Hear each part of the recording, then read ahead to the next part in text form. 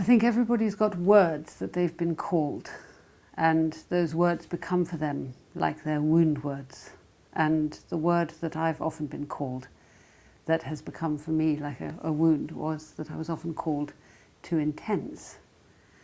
And I would say to people, I'd say to friends of mine, what do you think it means to be too intense? Sometimes I ask the people who were saying it, what do you mean too intense?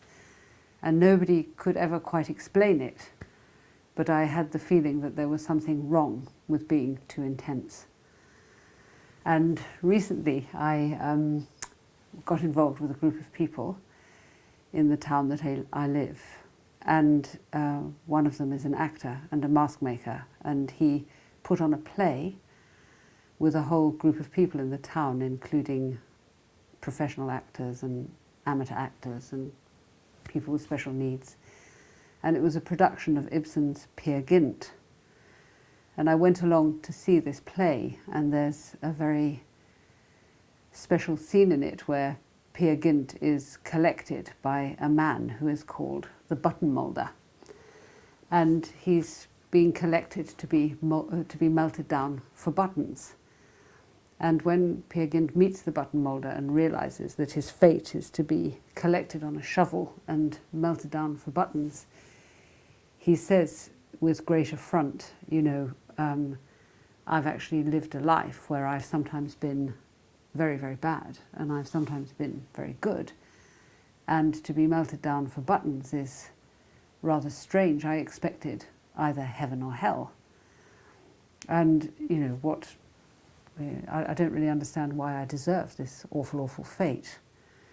And the button moulder says to him, but you've never been particularly bad or good. You've always been incredibly, incredibly neutral.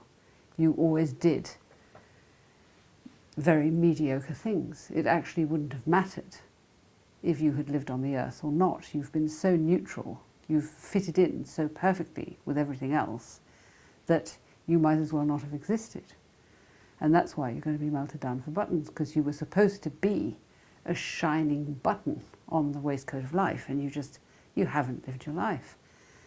And Peer Gynt looks at him and he says, well, what would I have had to do in order to not be melted down for buttons? And the button moulder says to him, well, you would have had to live your life intensely. And he then goes on to explain what it means to live your life intensely. He says that you have to learn in your life how to die and become. And Peer Gynt says, well, that's very difficult. How do you learn? I mean, I don't understand those words, die and become. What does that mean? And the button moulder says to him, well, it is very difficult to understand. And really all you need to do is try. But in just accepting your incomprehension, not even trying to understand it, you leave a gap where the devil gets his best catch. And when I saw this play, I was absolutely astounded by these words, you need to live your life more intensely. And for the first time I sort of owned these words and thought, well, perhaps it's better to be called too intense than to be melted down for buttons.